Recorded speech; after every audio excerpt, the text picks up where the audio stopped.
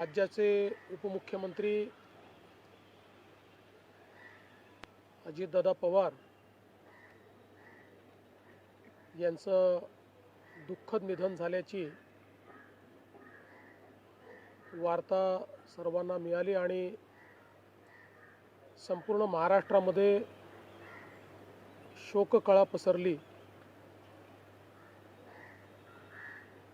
खरं म्हणजे श्री अजितदादा पवार महाराष्ट्रातले एक लोकनेते होते आणि महाराष्ट्राच्या कानाकोपऱ्याची माहिती असलेला, महाराष्ट्राच्या प्रश्नांची जाण असलेला अशा प्रकारचा हा नेता होता की ज्यांच्याबद्दल जनसामान्यांमध्ये प्रचंड मोठी आस्था होती। अजितदादा एक अतिशय संघर्षशील अशा प्रकारचं नेतृत्व होतं आणि सर्व परिस्थितीमध्ये न डगमगता पुढे जाणारं अशा प्रकारचं व्यक्तिमत्व होतं। महाराष्ट्राकरता आजचा दिवस हा अतिशय कठीण दिवस आहे, कारण अशा प्रकारचं नेतृत्व तयार व्हायला अनेक वर्ष लागतात आणि ज्यावेळी महाराष्ट्राच्या विकासामध्ये अतिशय महत्त्वपूर्ण योगदान ते देत होते, अशा काळामध्ये त्यांचं निघून जाणं हे अविश्वसनीय आहे, मनाला चटका लावणारा आहे। माझ्याकरता तर वैयक्तिक एक दमदार आणि दिलदार अशा प्रकारचा मित्र या ठिकाणी सोडून गेलेला आहे। त्यांच्या कुटुंबावर देखील हा प्रचंड मोठा आघात आहे। मी आणि एकनाथराव शिंदे साहेब आम्ही लवकरच बारामतीकडे निघणार आहोत। सकाळपासून मी सगळ्यांच्या संपर्कात आहे। माननीय प्रधानमंत्री महोदय, माननीय गृहमंत्री महोदय सर्वांशी चर्चा करून त्यांनाही घडलेल्या परिस्थितीची सगळी कल्पना मी दिली आहे। त्यांनीही याबद्दल प्रचंड दुःख हे व्यक्त केलेलं आहे। एकूणच देशातच या संपूर्ण प्रकरणामुळे हळहळ पसरलेली आहे। पुढच्या सगळ्या गोष्टी ज्या आहेत त्या परिवाराशी चर्चा करून ठरवण्यात येतील। सकाळी सुप्रियाताईंशी माझं बोलणं झालं, त्यानंतर पार्थ पवारांशी माझं बोलणं झालं। एकदा संपूर्ण परिवार बारामतीला पोचल्यानंतर पुढच्या सगळ्या गोष्टींचे निर्णय हे त्यांच्या संमतीने घेतले जातील। महाराष्ट्रामध्ये आज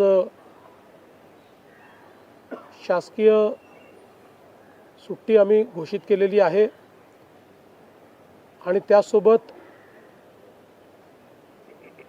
3 दिवसाचा दुखवटा देखील जाहीर करण्यात आलेला आहे। पुढच्या सगळ्या बाबींची कल्पना ही आपल्याला लवकरच देण्यात येईल, पण मला असं वाटतं की कधीही भरून न निघणारं अशा प्रकारचे नुकसान आहे। महाराष्ट्रातनं असे लोकनेते गेल्यानंतर जी पोकळी तयार होते ती भरून काढणं हे अतिशय कठीण आहे आणि निश्चितच इतक्या सोबत, इतक्या जवळून आणि इतक्या संघर्षाच्या काळात एकत्रित काम केलेलं आहे की त्यातनं खरं तर अशा गोष्टीवर विश्वास ठेवायलाच मन तयार होत नाही. तर पुढच्या ज्या काही गोष्टी जशा ठरतील तसं आपल्याला कळवण्यात येईल.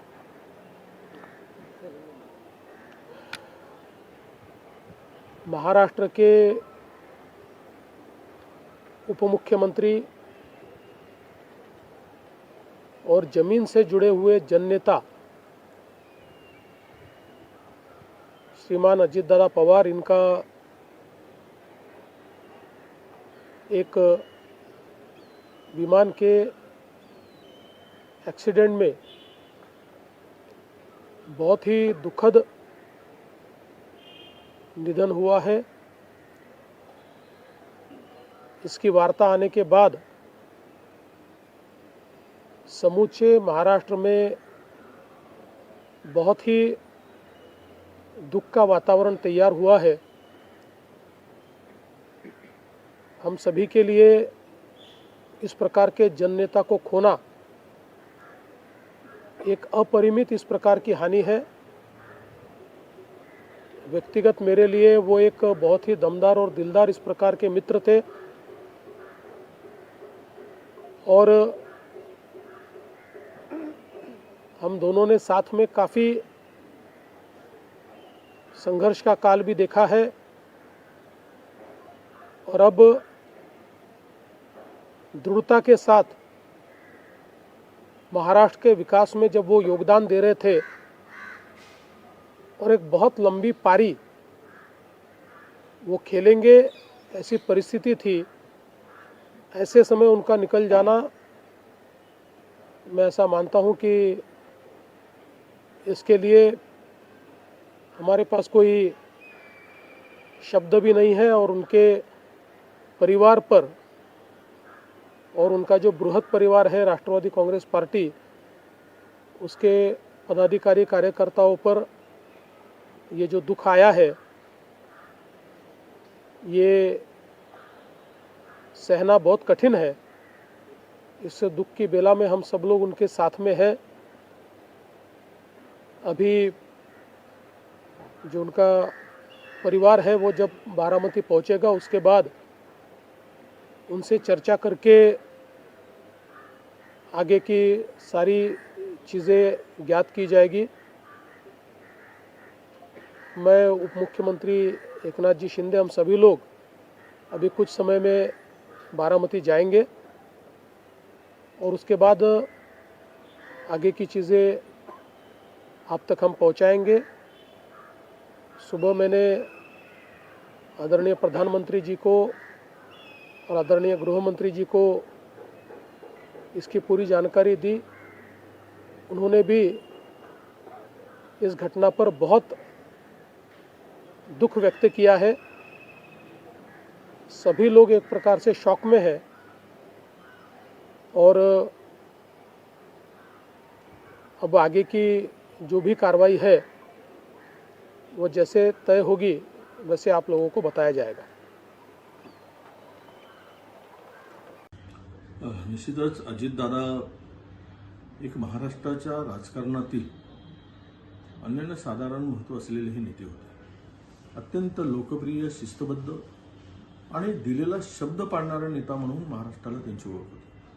धाडसी निर्णय घेणं, सकाळी 7 वाजता उठून कामाला लागणं आणि जनतेचं काम करणं आणि विशेष म्हणजे जे होणार नाही ते होणार नाही म्हणून स्पष्टपणे सांगणं आणि जे होतं त्याबद्दल कुठेही आळेवेळे न करता ते काम करणं, असा स्पष्ट वक्ता, असा एक ज्याला आपण म्हणू की फार क्वचित असे नेते होतात. आणि विशेष रूपाने सांगता येईल की मी ज्यावेळेस 2008 मध्ये राज्य मंत्रिमंडळामध्ये सहभागी झालो त्यावेळेस त्यांच्याकडे असलेल्या खात्याचा राज्यमंत्री मी होतो आणि नवीन माणसाला कसं सोबत घेऊन त्यातले बारकावे कसे समजवावेत हे समजवण्याचं काम सुद्धा दादांनी मला केलं. आणि राजकारणामध्ये आपण कसं वागलं पाहिजे याचे धडे सुद्धा त्यावेळेस त्यांनी माझ्याशी चर्चा करताना अनेक गोष्टी मला त्यांच्याकडून शिकता आल्या. त्यांच्याबरोबर नंतरही मंत्रिमंडळामध्ये कॅबिनेट मंत्री म्हणून काम करण्याची संधी मिळाली. गेली 25 वर्ष सातत्यानं त्यांच्याबरोबर कधी सत्ताधारी बाकात तर कधी विरोधी बाकात बसून काम करण्याची संधी मिळाली. आणि आज महाराष्ट्रातील हा एक मोठा नेता की जे कल्पनाच करू शकत नाही, जे कल्पनेच्या पलीकडचं आहे की असं होऊ शकतं, असं घडू शकतं, असं अचानक काळाने घाला घालून एका लोकनेत्याला, एक समाजाप्रती समर्पित असलेल्या नेत्याला महाराष्ट्राला मुकावं लागलं, हे अत्यंत दुःखदायक, वेदनादायक आहे. ही हानी भरून न निघणारीच आहे. मी ईश्वराला प्रार्थना करतो की त्यांच्या कुटुंबियांना आणि त्यांच्या सर्व प्रेम करणाऱ्या अपतिष्ठांना, पक्षातील सर्व लोकांना या सगळ्या दुःखातून सावरण्याची शक्ती, बळ ईश्वर देवो, अशी ईश्वराला प्रार्थना करतो. आणि न भरून निघणारी हानी झाली महाराष्ट्राची, प्रचंड ही हानी मला वाटतं की अजितदादाच्या निघून जाण्यानं झाली आहे. ही पोकळी कधी भरून निघणार नाही असं मला वाटतं.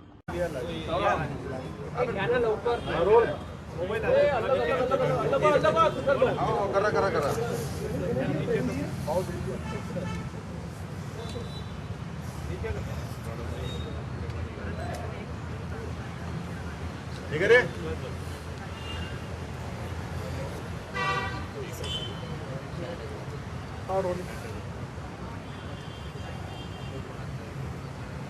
अशा अत्यंत दुःखद घटना घडलेली आहे.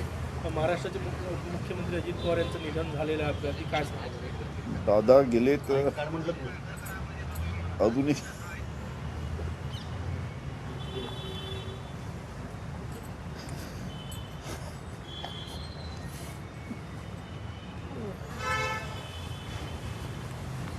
अतिशय दुर्दैवी घटना आज महाराष्ट्रात घडली आहे. खरं म्हणजे असं कुणाच्या स्वप्नातही वाटलं नसेल की अजितदादा एवढ्या लवकर आपल्यातून जातील. ही महाराष्ट्रासाठी अतिशय दुःखद आणि दुर्दैवी घटना अजितदादांच्या जाण्याने झालेली आहे. खरं म्हणजे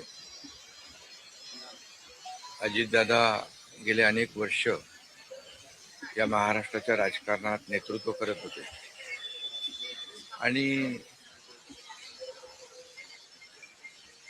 अतिशय परखड स्पष्ट वक्तेपणा आणि प्रशासनावर असलेली त्यांची पकड आपण पाहिलेली आहे. प्रत्येक गोष्टीचा त्यांना बारीक अभ्यास करून बोलण्याची सवय होती आणि परखड स्पष्ट वक्तेपणा, निर्भीड, रोखठोक बोलणारे असले तरी सुद्धा, त्याला चूक म्हणणारे असले तरी सुद्धा अतिशय मनाने ते निर्मळ होते. याचा अनुभव मी स्वतः घेतलेला आहे. त्यांच्यासोबत मी मंत्रिमंडळात देखील काम केलं. मी मुख्यमंत्री असताना त्यांनी उपमुख्यमंत्री म्हणून देखील काम केलं आणि जेव्हा मुख्यमंत्री मी असताना मुख्यमंत्री माझी लाडकी बहीण योजना किंबहुना इतरही योजना जेव्हा आम्ही सुरू केल्या तेव्हा आर्थिक जे काही घडी आहे किंवा आर्थिक तरतूद जी आहे ती अतिशय उत्तमपणे त्यांनी त्यावेळेस केली आणि त्याचा अनुभव मला आहे. आणि एकदा करायचं ठरवलं की ते अजितदादा करायचे. करतो, बघतो, पाहतो असे शब्द त्यांच्या डिक्शनरीत नव्हते. व्हायचं असेल ते तात्काळ करायचे, नसेल त्याला नाही म्हणायचे. असं स्पष्ट वक्तेपणा या महाराष्ट्राने पाहिलेला आहे. मी असेन, मुख्यमंत्री देवेंद्रजी असतील, अजितदादा असतील, आम्ही टीम म्हणून काम केलं, टीम म्हणून काम करतो. आमच्या वेळाही कामाच्या वेगवेगळ्या, मी पहाटे उशिरापर्यंत काम करतो, अजितदादा पहाटे लवकर काम सुरू करतात, देवेंद्रजी दिवसभर काम करतात. आणि अजितदादांनी 6-6 वाजता देखील अपॉइंटमेंट दिलेल्या अधिकाऱ्यांनी आणि लोकप्रतिनिधींनी पाहिलेल्या आहेत. अतिशय वेळेचं महत्व आणि वेळेचं भान ठेवणारा नेता हरपलेला आहे. खरं म्हणजे काल परवाच आमची एका कार्यक्रमामध्ये भेट झाली. सरन्यायाधीश आपले भारताचे मुंबईत आले होते आणि ते येण्यापूर्वी आम्ही तिथंच एका चेंबरमध्ये बसलो होतो आणि त्यावेळेस झालेल्या चर्चा, गप्पा गोष्टी, आजही सकाळी जेव्हा मला त्यांची ही घटना कळली तेव्हा तेच समोर त्याच आठवणी काल परवाच्या येऊ लागल्या. खरं म्हणजे माझ्यापेक्षा ते राजकारणात देखील अनुभवी नेते, गेल्या अनेक वर्षापासूनचा त्यांचा अनुभव, वयाने देखील माझ्यापेक्षा ते मोठे होते माझ्या आणि अनुभवाने देखील. आणि म्हणून त्यांना राज्यातल्या अनेक विषयांचा गाढा अभ्यास होता, अनेक विभाग त्यांनी हाताळले होते, याचा राज्याला फायदा होत होता. मंत्रिमंडळात देखील ज्यावेळेस काही विषय यायचे त्यावेळेस आपल्या राज्याची आर्थिक परिस्थिती अशी आहे, आपल्याला सर्वांना काटकसर करावी लागेल, असे अगदी निर्भीडपणे सांगणारे अजितदादा देखील आम्ही अनुभवलेत. शिस्तीचा नेता म्हणूनही आम्ही अनुभवलेला आणि त्यामुळे त्यांच्या जाण्याने फक्त पवार कुटुंबियांचंच नाही तर संपूर्ण महाराष्ट्राचं न भरून येणारं नुकसान झालेलं आहे. आणि माझ्यापेक्षा वयाने मोठे असल्यामुळे एक जी काय आमची गेल्या अनेक वर्षापासूनची जवळीक निर्माण झाली होती, त्यामुळे राजकारणातले आम्ही तिघजण एक टीम म्हणून काम करत असलो तरी सुद्धा एक मोठा भाऊ हरपल्याची, गेल्याची भावना देखील, दुःख देखील माझ्या मनामध्ये आहे. आणि मी त्यांना भावपूर्ण आदरांजली अर्पित करीत असतानाच मनामध्ये फार दुःखाच्या भावना आहेत. त्यांचं कुटुंब हे दुःख पचवण्याची क्षमता, डोंगरा एवढं दुःख आहे, ही क्षमता ईश्वराने त्यांना प्रदान करावी. कुटुंबाचंच नाही, संपूर्ण महाराष्ट्र झालेलं आहे नुकसान.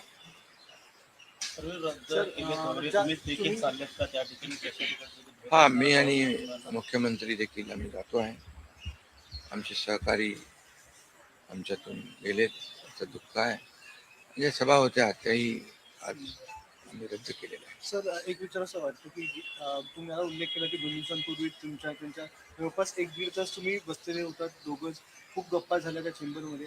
असं काही एक त्यांच्या किंवा मंत्रिमंडळात देखील असताना अशी काही त्यांची इच्छा, एखादी योजना किंवा एखादं त्यांना करायचं होतं की तुमच्याशी त्यांनी शेअर केली, आपण हे करूया मिळून महाराष्ट्रासाठी, असं काही? नाही, आम्ही आतापर्यंत एकत्र जेव्हा तेही उपमुख्यमंत्री होते तेव्हा मी मंत्रिमंडळात, मी मुख्यमंत्री असतानाही उपमुख्यमंत्री होते, आता देवेंद्रजी मुख्यमंत्री आहेत. आम्ही जे काही निर्णय आम्ही घ्यायचो ते निर्णय मिळूनच घ्यायचो.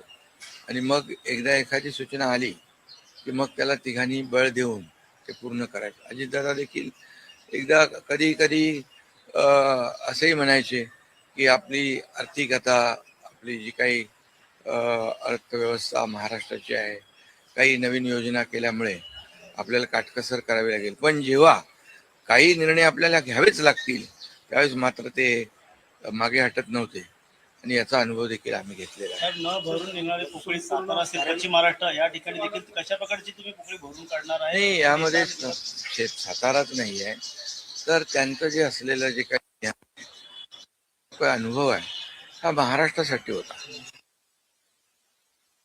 लोकांचे त्यांनी प्रतिनिधित्व केल्यामुळे मला वाटतं फार मोठं नुकसान झालेलं आहे, न भरून येणार. शेवटचा प्रश्न, जे काय जसा ज्या हा जो विमान अपघात झाला ज्या प्रकारे, काय वाटतं याची चौकशी व्हायला हवी आणि येणाऱ्या काळामध्ये असे अपघात होऊ नयेत, त्यामुळे बिलकुल बिलकुल याची शेवटी आमच्या सहकार्याचा जीव याच्यामध्ये गेलाय. 6 लोक मृत्युमुखी पडलेले आहेत. त्यामुळे या विमान अपघाताची चौकशी नक्कीच व्हायला पाहिजे, नक्कीच होईल. कारण यापुढे देखील अशा प्रकारचे अपघात होता कामा नये, यासाठी हे गरजेचं आहे आणि त्यासाठी त्याची चौकशी देखील होईल. थोडक्यात हिंदीमध्ये, थोडक्यात एकदम थोडक्यात हिंदीमध्ये सर, क्या क्या कहोगे अजित पवार जी का निधन हो गया? बहुत ही आज महाराष्ट्र के लिए एक काला दिन कहूँ, एक दुर्भाग्यपूर्ण घटना कहूँ, एक दुखद घटना कहूँ, ऐसी घटना जो हर एक के एक दिल को दुखाने वाली घटना आज महाराष्ट्र में घटी है. हमारे सहयोगी अजीत दादा पवार जी का प्लेन एक्सीडेंट में दुर्दैवी मृत्यु हुई है. ये हमारे लिए बहुत ही बेहद दुखद है और महाराष्ट्र के लिए भी दुखद है. उनके परिवार के लिए तो बहुत ही दुखद है. और अजीत दादा एक स्पष्ट वक्ता के रूप में जाने जाते थे, एक रोक टोक बोलने वाले. देखता हूँ, करता हूँ, ऐसे शब्द उनके डिक्शनरी में नहीं थे. जो होना है वो तुरंत करते थे, जो नहीं होना है उसे साफ ना कहते थे. लेकिन वो कड़े शब्दों में कहते भी, लेकिन मन के बहुत अच्छे थे. और इसका अनुभव मैंने लिया है. उनके उप मुख्यमंत्री कार्यकाल में मैंने मंत्री के रूप में काम किया. मैं मुख्यमंत्री था तभी उन्होंने उप मुख्यमंत्री के रूप में काम किया.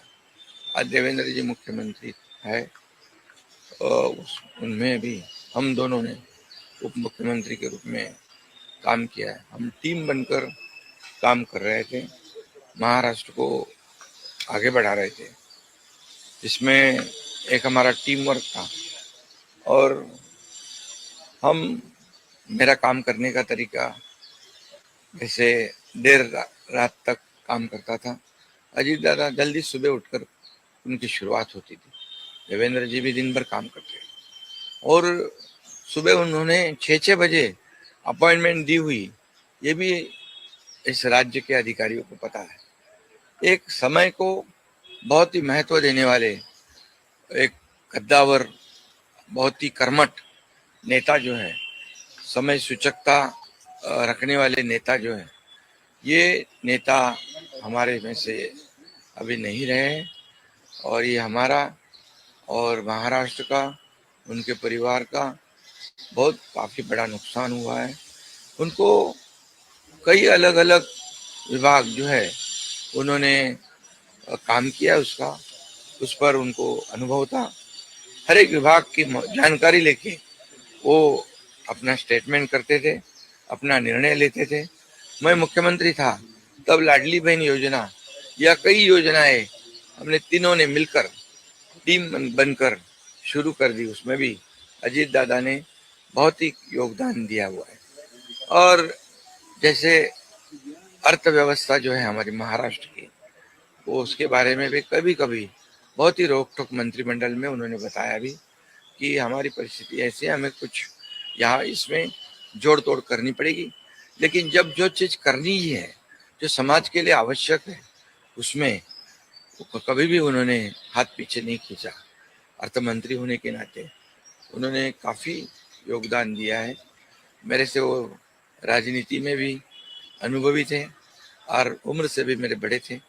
एक टीम हमारी थी, एक टीम का एक हिस्सा अभी नहीं रहा है और एक बड़ा भाई हमारे में से गया है, ऐसी भी हमारी भावना है. इसलिए मैं उनको बहुत दुख भरी श्रद्धांजलि अर्पित करता हूँ. उनके परिवार को इस दुख से बाहर आने की शक्ति ईश्वर प्रदान करे, ऐसे ईश्वर से प्रार्थना करता हूँ। सर, आठ बार उप मुख्यमंत्री रह चुके हैं आपके। कुछ दिन पहले उनके साथ महाराष्ट्र के साथ साथ आपके भावुक आपके आंसू में भी नम जैसी आ रही है। नहीं, कैसे वो उनका स्वभाव ऐसे था। वैसे बाहर से सबको लगता था बहुत ही कड़क है और रुष्ट है, लेकिन दिल से बहुत काफी वो नम्र थे और निर्मल थे। ये मैंने कई बार देखा है, अनुभव भी किया है। इसलिए ये एक महाराष्ट्र का एक बहुत बड़ा नुकसान उनके जाने से जो भर नहीं आ पाएगा, ये वो। 8 बार मुख्यमंत्री पूरे इस तरह के हादसे हाँ बिल्कुल, इसकी जो दुर्घटना हुई है इसकी जांच जरूर होगी, क्योंकि ऐसी दुर्घटना पुनरावृत्ति ना हो, दोबारा ना हो, इसलिए जरूर इसकी जांच होनी चाहिए और होगी। 8 बार उप मुख्यमंत्री। बहुत सारी यादें थी आपके मंत्रिमंडल में भी, उप मुख्यमंत्री थे, आज भी जो है। मैंने कहा ना कि जब मैं मुख्यमंत्री था तब उन्होंने जो हमने फैसले लिए, निर्णय लिए समाज हित के लिए, तब अजीत दादा अर्थ मंत्री थे, तो उनका भी काफी योगदान उसमें रहा है, ये कोई नहीं भूल सकता है। 8 बार उप मुख्यमंत्री रह चुके हैं। कुछ दिन पहले आपकी उनसे मुलाकात हुई थी, क्या बातचीत हुई थी 1.5 घंटा आपसे? अभी हमारे सुप्रीम कोर्ट के चीफ जस्टिस यहाँ आए थे, अभी हम बैठे थे, उनके आने से पहले अभी काफी हंसी मजाक हो रही थी, चर्चा हो रही थी, वही बातें आज सामने आ रही है। 2 दिन पहले हम साथ में बैठे थे और एक बहुत ही बड़ी खतरनाक और दिल को तकलीफ देने वाली घटना, वारदात आज महाराष्ट्र में हुई है। महाराष्ट्र की राजनीति के अजात शत्रु, महाराष्ट्र की राजनीति का दादा ऐसे जाएगा ऐसा किसी ने सोचा नहीं था। मुझे उनके साथ लगातार 3 बार काम करने का मौका मिला, जिसे पूरा महाराष्ट्र समझता था। महाराष्ट्र की गली गली की बात पता थी, जो अत्यंत संवेदनशील था। मुझे याद है कि मेरी माँ का देहांत हुआ तो सबसे पहले उनका फ़ोन आया मुझे, और उन्होंने बोला कि मैं 2 दिन बाद नागपुर आ रहा हूँ, मैं घर पे आ रहा हूँ। मैं कांग्रेस पार्टी का नेता, कांग्रेस पार्टी का मंत्री था, लेकिन कांग्रेस पार्टी के किसी नेता का मुझे फ़ोन नहीं आया, पहले उनका आया था।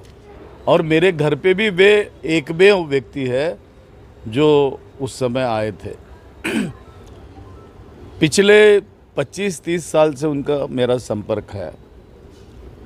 मैंने यह भी देखा कि जिस दिन जन्मदिन होता है उस दिन सुबह 7 बजे अगर पहला फ़ोन किसी का बजता है तो अजीत पवार का बजता था।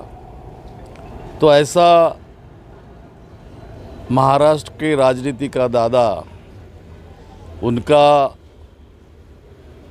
हवाई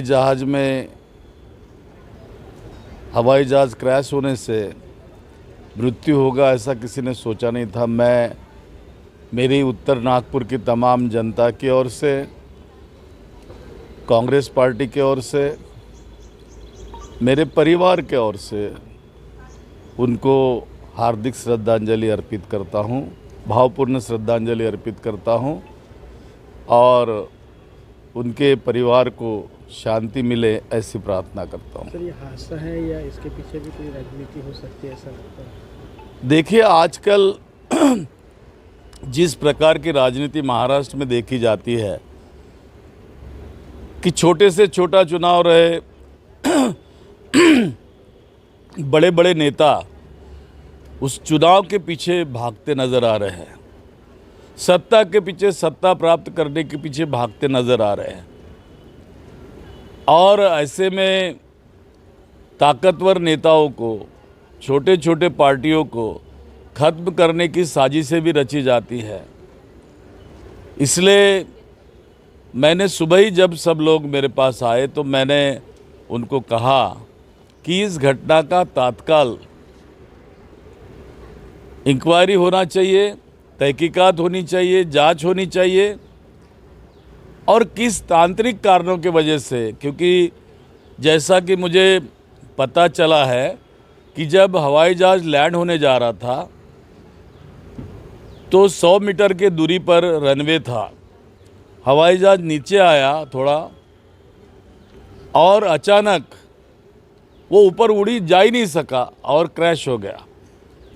तो अगर हवाई जहाज़ में हमें सोचना पड़ता है, अभी अब सब नेता हवाई जहाज़ और चॉपर ले के भाग रहे हैं, दौड़ रहे हैं, रोज़ 10-12 मीटिंगें कर रहे हैं, इस प्रकार का जब चल रहा है तो ऐसे में क्या हवाई जहाज़ से, ऐसी छोटी छोटी हवाई जहाज़ से यात्रा करना और चॉपर से यात्रा करना कितना सुरक्षित है, इसके भी बारे में आज राजनीति में सोचने की आवश्यकता है।